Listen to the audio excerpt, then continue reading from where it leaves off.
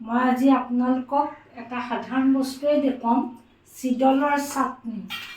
এই চিডলৰ চাটনিটো বনাবৰ বাবে মোক দৰকাৰ হ'ব পিঁয়াজ, নহৰু, কেঁচা জলকীয়া, চিডল মাছ, নিমখ আৰু মিঠাতেল। এইকেইটা বস্তু দিয়ে মই আজি চিডল মাছৰ চাটনিটো বনাই দেখুৱাম। পেন এখন গৰম কৰি তাত তেল অলপ দিম। বৰ বেছি এটা তেল নিদিওঁ, তথাপি 2 চামুচমান তেল দিম।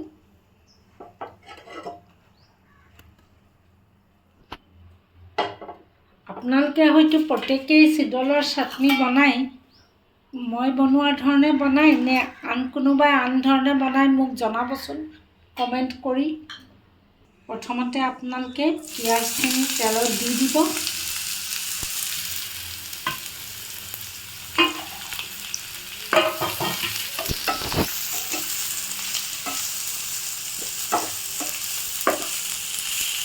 এতিয়া ইয়াতে অলপ দেৰি পিঁয়াজখিনি ভাজি মই নহৰুখিনি দি দিম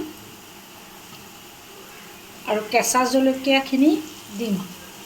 জলকীয়া 8-10টামান দিব, কাৰণ চাটনিখিনি আকৌ জ্বলা নহ'লে চিজন চাটনিৰ সোৱাদটো নোলোৱাবতো। গতিকে জলকীয়া, নহৰু, পিঁয়াজ মই অকণমান বেছিকৈ দিওঁ।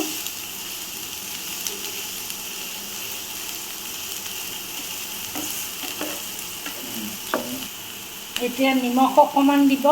নিমখ বেছি নালাগে, কাৰণ চাটনি হৈ যোৱাৰ পিছত নিচেই অকণমান হৈ যায়, সেইবাবে নিমখটো বেছি নিদিব আপোনালোকে। আৰু এতিয়া পিঁয়াজ, নহৰু, জলকীয়াখিনি সম্পূৰ্ণ গলি যোৱা নিচিনা হৈ গ'লেহে আপোনালোকে মাছটো দিব। ইয়াত চিডলটো দি মই তাক আৰু অকণমান ভাজ খাবলৈ তেল ফুটি ওলোৱালৈকে মই ইয়াক ভাজিম।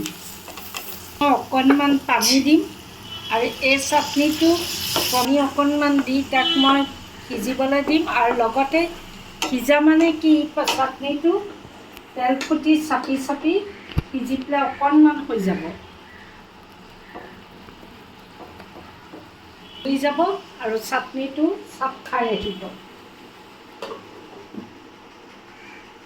এয়া চাওক, এতিয়া আপোনালোকে এই চাটনিটো কেনেধৰণে চাপ খাই অকণমান হৈ যাব চিডল চাটনিটো। আৰু পিঁয়াজ, নহৰু সৰহকৈ দিয়াৰ বাবে সোৱাদটো ধুনীয়া হয়। ফুটি যোৱালৈকে আপোনালোকে ৰখিব এই চাটনিটোত। এয়া চাওক তেল কেনেধৰণে ফুটি ফুটি উঠিছে। এইখিনিয়ে হ'ল মোৰ চিডল চাটনি, যিটো চাটনি মই আপোনালোকক বনাই দেখালোঁ। আৰু আপোনালোকে মোৰ এই বনাই দেখুওৱা ভিডিঅ'টো কেনে পাইছে জনাব। আৰু আপোনালোকে আগেও মোৰ কেইবাটাও ভিডিঅ' দেখা পালে।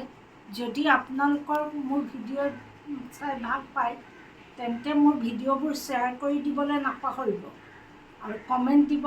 লগতে চেনেলটো ছাবস্ক্ৰাইব কৰিব, ফ'ল' কৰিব। আৰু যদি মোৰ ভিডিঅ' বনাওঁতে কিবা ভুল হৈছে, মই বনাওঁতে কিবা ভুল কৰিছোঁ, তেতিয়াহ'লে মোক শুধৰাই দিবলৈ কিন্তু নাপাহৰিব। ধন্যবাদ।